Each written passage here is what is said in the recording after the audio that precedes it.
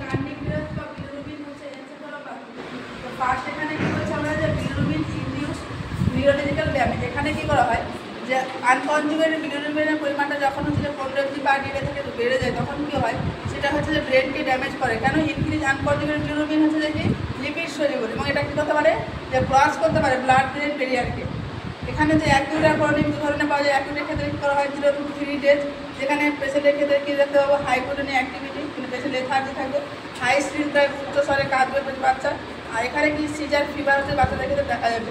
ক্রনিকের ক্ষেত্রে আমরা কী দেখতে পাবো যে এক্সট্রা পিরামিডাল সিমটম দেখতে পাবো কোরিয়ার ক্ষেত্রে। এখানে কী হবে অ্যাবনর্মালি হচ্ছে যে কি টোন বা প্রস্তাব থাকবে পেশেন্টের ক্ষেত্রে।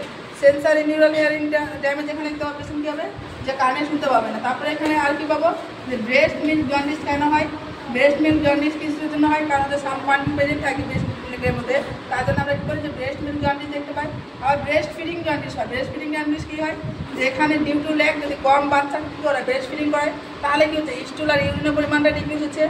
স্টুল আর ইউরিনের পরিমাণটা কম হচ্ছে তাহলে কি এক্সক্রিশন হচ্ছে পরিমাণটা বিলিরুবিনের পরিমাণটা হচ্ছে ডিক্রিজ হচ্ছে। এখানে দেখা যায় যে 7 দিনের মধ্যে দেখা যায় লাইফে। আর এখানে ট্রিটমেন্ট কী বলবো আমরা মাকে বলবো যে ব্রেস্ট ফিড হচ্ছে যে বারবার করাতে আর প্রমোট ব্রেস্ট ফিডিং করবো এখানে। এবার হচ্ছে সাইন সিমটমস অফ হচ্ছে যে কি জন্ডিস। জন্ডিসের কী কী সাইন সিমটম দেখা যায়। তো ফার্স্ট যেটা হচ্ছে ইয়েলো ডিসকালারেশন অফ স্কিন দেখা যায়। ফার্স্ট যেটা আমরা কোথায় দেখছি স্ক্লেরাতে দেখছি। এবং যদি কোনো পার্সেন্ট যদি কালো থাকে ব্ল্যাক থাকে তাহলে সেখানে কী করবো আমরা হার্ট প্যালেট চেক করবো আমরা জন্ডিসটা। পেশেন্টের ক্ষেত্রে কী কী সাইন সিমটম আসবে লেথার্জি আসবে, অলসতা, হেপাটোমেগালি, ইনলার্জমেন্ট অফ লিভার থাকবে। এখানে কী করে বাচ্চা ঠিক মতো খাবে না। আর কি দেখতে পাবো আমরা কার্নিকটিরাস যাবো, যেখানে হচ্ছে যে ব্লাড ব্রেন ব্যারিয়ারকে কী করবে আমরা যে ক্রস করবে জন্ডিস আনকনজুগেটেড বিলিরুবিন। এবার হচ্ছে আমরা ডায়াগনোসিস টেস্ট আমরা কীভাবে ডায়াগনোসিস করবো জন্ডিসের ক্ষেত্রে।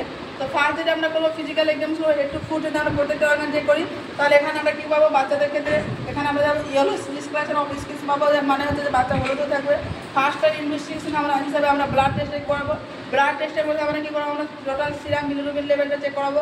তাহলে আমরা কী করবো ডায়াগনোসিস টেস্ট করে আমরা বুঝতে পারবো। আর একটা যেটা হচ্ছে ক্রেমাস রুল, আমরা ফিজিক্যাল এক্সাম হিসেবে ক্রেমাস রুল অ্যাপ্লাই করবো। জন্ডিস সবসময় কী হয় যে বাই হচ্ছে ক্রেমাস রুলস এলিভেটেড জন্ডিস হচ্ছে সেফালোক্যাডুয়াল, মানে হচ্ছে টপ টু বাটাম ডিরেকশন হচ্ছে কি জন্ডিস আসবে। তো এখানে আমরা যেমন একটা ছবি এঁকে বোঝানোর চেষ্টা করেছি, 5টা জোনে আমরা ডিভাইড করে দিয়েছি কী কী জোন থাকে।